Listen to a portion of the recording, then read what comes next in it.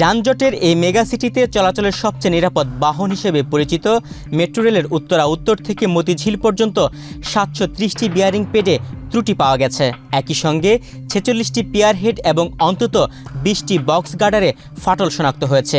সম্প্রতি স্বাধীন নিরাপত্তা অডিট কমিটির প্রতিবেদনে এসব ত্রুটি তুলে ধরে দেশের একমাত্র মেট্রো রেলের নিরাপত্তা ও নির্মাণ নিয়ে গভীর উদ্বেগ প্রকাশ করা হয়েছে।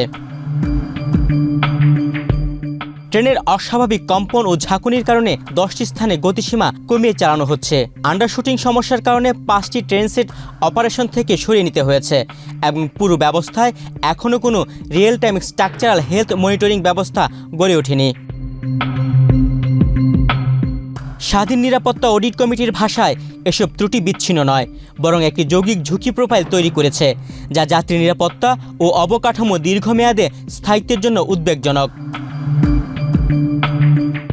কমিটির মতে এসব ত্রুটির পেছনে নিম্নমানের উপকরণ ব্যবহার, নির্মাণ ত্রুটি কিংবা নকশাগত দুর্বলতা সবই সম্ভাব্য কারণ হতে পারে। এখন পর্যন্ত ত্রুটির মূল কারণ নির্ণয় কিংবা পূর্ণাঙ্গ প্রতিস্থাপন কর্মসূচির কোনো প্রমাণ পাওয়া যায়নি। নন ইনভার্টার এসির দামে ঘরে আনুন বিদ্যুৎ সাশ্রয়ী ইনভার্টার এসি। এখন 1.5 ton my one inverter AC মাত্র 48,900 টাকা পাওয়া যাচ্ছে মিনিস্টার শোরুমে। অডিট রিপোর্টে বলা হয় এমআরটি লাইন 6-এ মেট্রো রেল সর্বোচ্চ 110 কিলোমিটার বেগে চলতে পারবে, কিন্তু ট্রেনগুলো এখন 60 থেকে 90 কিলোমিটার গতিতে চলছে। এমনকি কিছু কিছু সেকশনে 44 থেকে 47 কিলোমিটার গতিতে চলছে। 10টি স্পটে সাময়িক গতিসীমা সংকোচনের কারণে প্রতিনিয়ত অস্বাভাবিক কম্পন ও ঝাঁকুনি তৈরি হচ্ছে।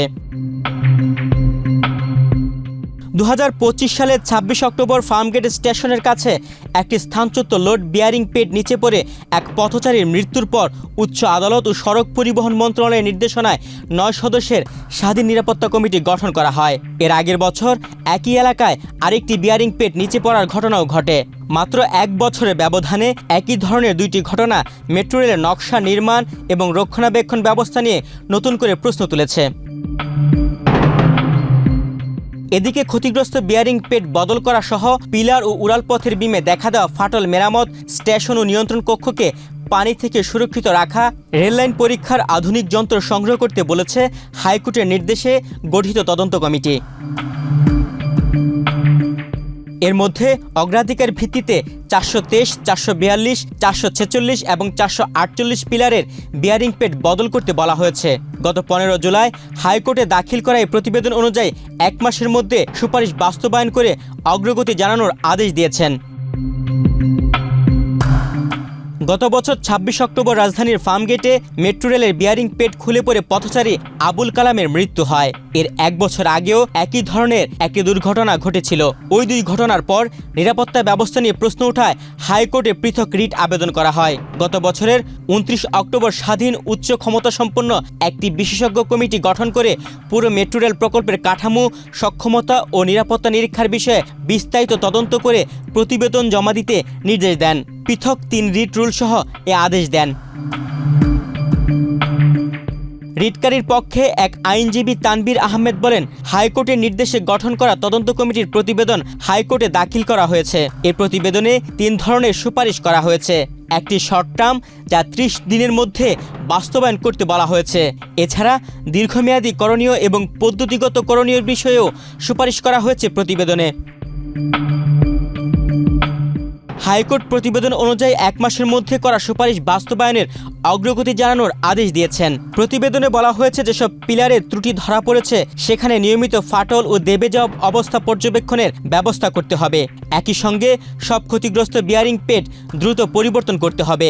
এছাড়া পিলার ও উড়ালপথের বিমে যেসব ফাটল রয়েছে সেগুলোর কারণ খুঁজে বের করে বিশেষজ্ঞদের তত্ত্বাবধানে দ্রুত মেরামত করতে হবে।